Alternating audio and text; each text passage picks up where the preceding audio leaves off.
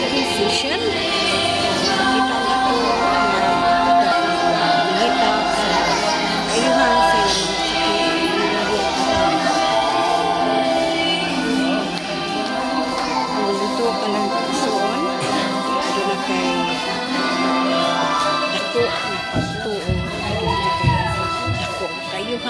Sa inyong sakit.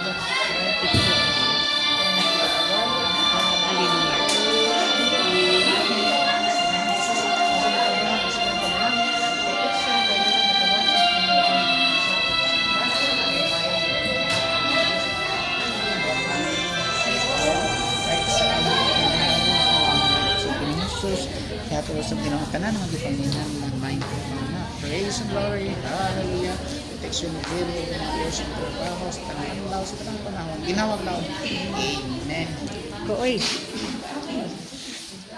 Hallelujah, praise God, tapos ang panahon sa panalangin, protection, kayo nagkalawas, ang ginalipan naman sa parang libo na sugar, cholesterol, uric acid, walay sakit siyang malapalapa, likod, pinagito na singpit, tiil, praise and glory, ato, allergy, o pang allergy. In the mighty name of Jesus, mga anak ng punong tanan, ikan karon, pinali sa dugo ni Cristo Jesus, receive it now.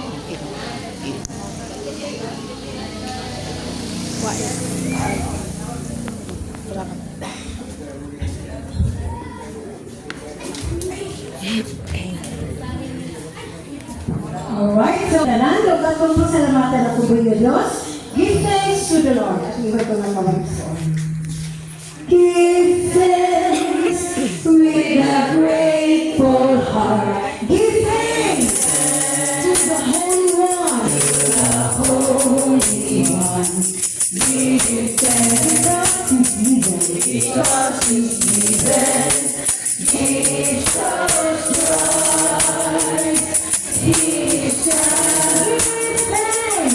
Give thanks with a grateful heart. Give thanks to the Holy One.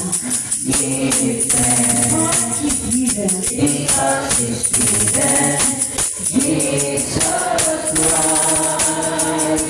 Give thanks now. And now we say, I am strong.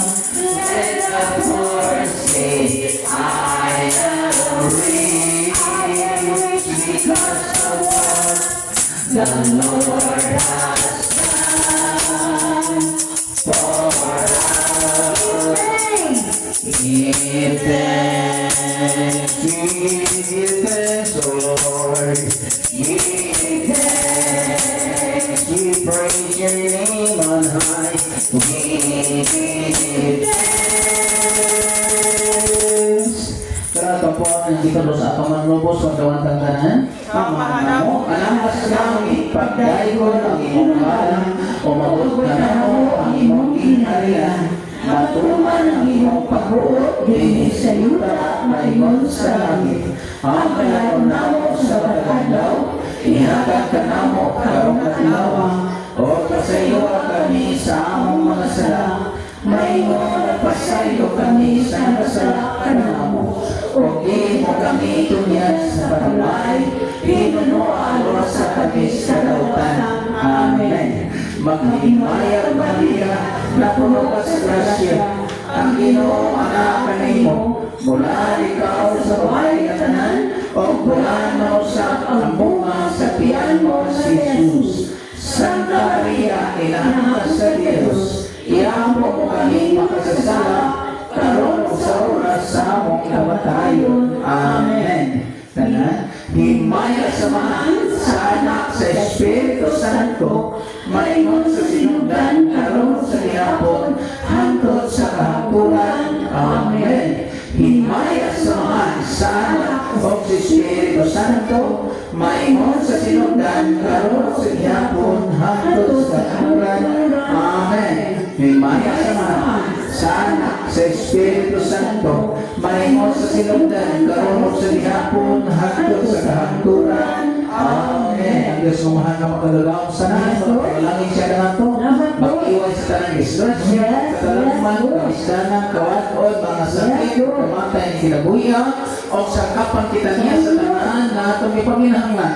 Financially, physically, spiritually. Philippians chapter 4 verse 19. My God will supply all our needs according to His riches and glory through Christ Jesus.